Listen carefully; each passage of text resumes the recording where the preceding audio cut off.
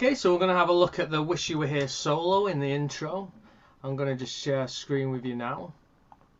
Okay, I'm just going to play it to you so you can hear it. So.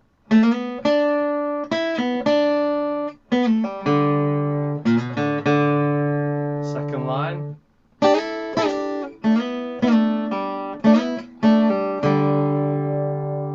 Third line.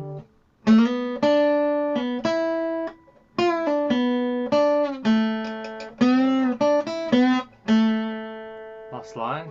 And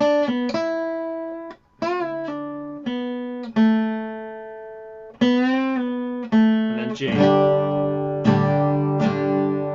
Okay, I think I added a little note in there. So let's let's try this top line. Okay, so it's a 2-4 slide on the third string. And what I want you to do is use your second finger there from that 2-4, because you're going to need your first finger for this third fret on the next string. So here, 2-4, play the 2, slide, and then this first finger's ready and waiting there. So just master that. It's quite a famous little bluesy sort of thing to do, so it's good to have that in your repertoire of riffs. And then with this, we want this little triangle shape. You can see I've got a little triangle shape here, where they're on the 3rd and 5th, and that's on the 4th.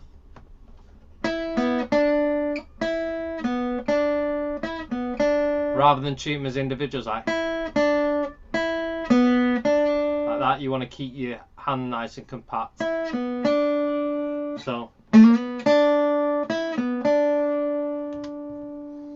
Okie doke, so, and then we're faced with this. So it's a, I'll tell you what, look at that. So we're on the 3rd string and it goes 4-2 pull off and then 2-0 pull off. So what you got to do is you got to have the 2 down first to be able to pull the 4 off to the 2, because you don't want to be like, hey, it's 4, pull off and then put the 2 on, because you'll hear a 0. So the 2's got to be down. You pluck the 4 and then pull it off so you can hear the sound of this 2. So, oops. Need a pick. And then pull the 2 off to the 0. So I'm actually plucking it off with my finger. And then once you've got that, it is easy to pick up the speed. You just pulling your hand away.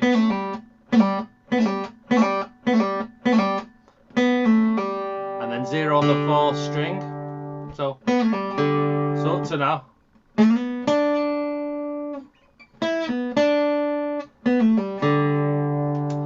Right, next bit is slide up to the 2. So you can only really slide from the 1st fret to the 2. So. And then 0, 0 on the 4th string. So the whole of that top line.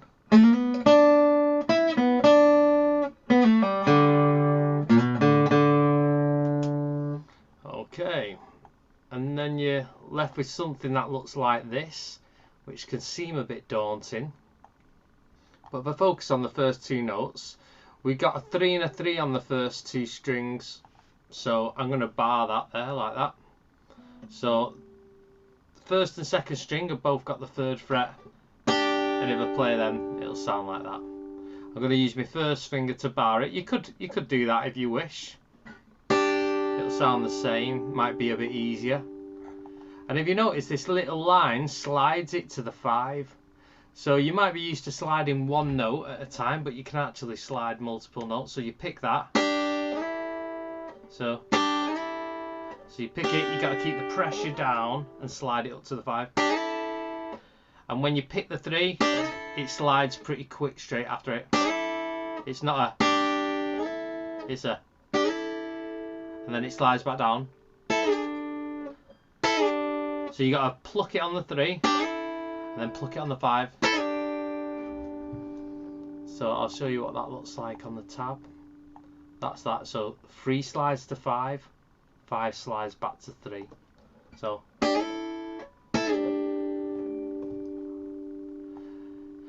Now the next bit, it moves up a string to the 2 and the 3, and it keeps the same shape and slides up to the 4 and the 5. So here, the 2 there and the 3 there, and you slide that up to the 4 and 5, and it's the same effect as what you're doing here. But when you get to here, you've got to pluck that finger off there to get that 0. So watch.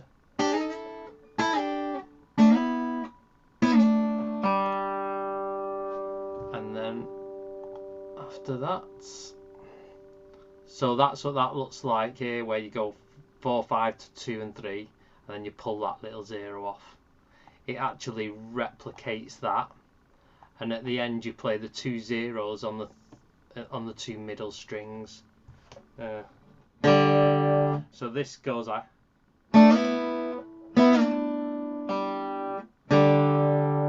So.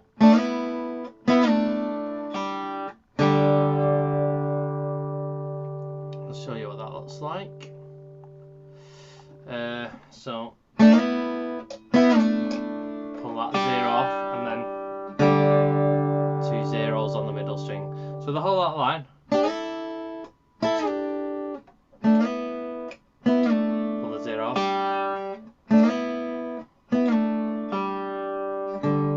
So up to speed.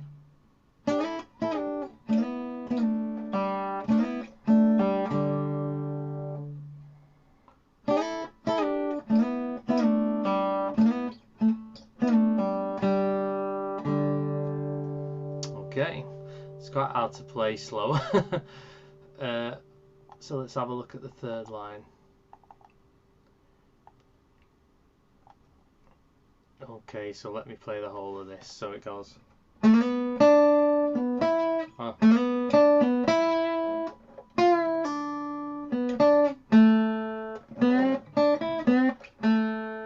Okay, so a few little things happening here. So we got our 2 to 4 slide with our second finger, pretty standard. And then we got this little triangle shape here. So if you look in the first, this starts on 3, 4, then 5. The first one was 5, 4, and 3. So it's backwards compared to that. And it goes 3, 4, 5, 3, 4, 5. So. Show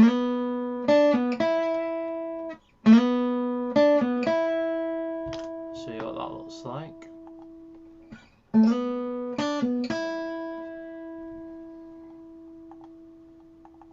And then we've got this here. Now this here isn't bending up to a note, it's already up there, and then you bend down, so that little 5. So normally you play a 5 and you bend it up, but this starts up here, you pluck it and bring it down. I know David Gilmour does that a lot. You don't always have to go bending up to notes. You can start up there and pull off to the 3.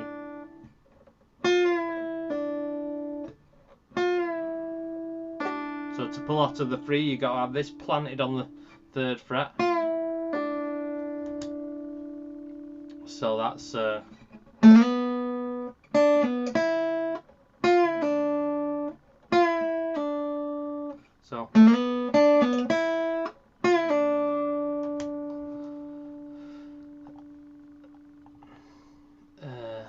And then we got this here, 4, 4, 3, 2, 4, 3, 2. So now I'm doing that triangle shape, but sort of upside down. So 4, 3, 2. So we got.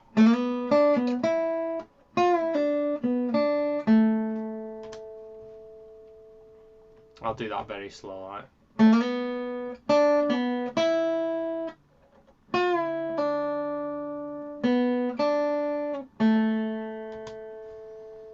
I mean, if you're getting into blues improvising, this is probably a good solo to copy and understand how the blues scale works, because a lot of solos are quite more in depth than this, so this is a nice one to master.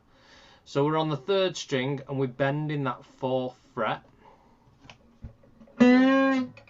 and then second string 3 5, and then back to bending that 4, and then 2. So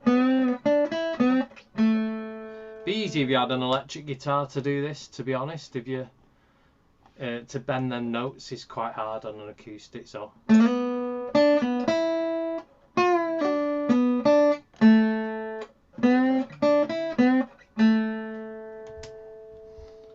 okay, so the last line. So this starts the same as the line before it. So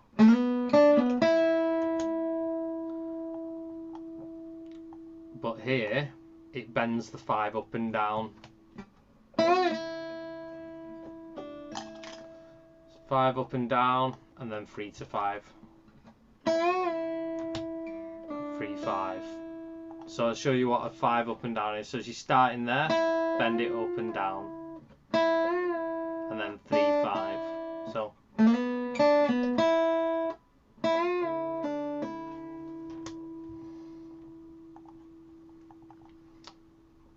and then the last bit is pretty easy. You play the 2 on the 3rd string, and then 4 up and down, and then back to the 2, and then a G chord. So I'll play this last line. So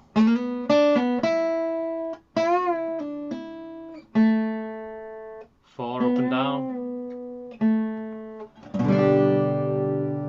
Okay. So there's a lot to get your teeth into there. It's not for the faint-hearted, but it's worth pursuing, you know, because once you've mastered that, it's a good achievement. You're well on your way to starting doing some improvising, which is really great fun, you know. At this moment, if you're used to open chords, you're probably just used to, oh, I'm really loving this. And then you get to a point with everything, you're like, I've done loads of that. And then you're like, wait there, what's next? And then you're like, oh, right, I can improvise. And then before you know it, when you start doing things like that, you never look back to playing anyone else's riffs or anyone's songs. You just want to solo all the time and create your own stuff. You know, that's a great thing to do. It's really satisfying. All right, hope you enjoyed that. Let me know how you get on with it. Give us some comments. Thank you.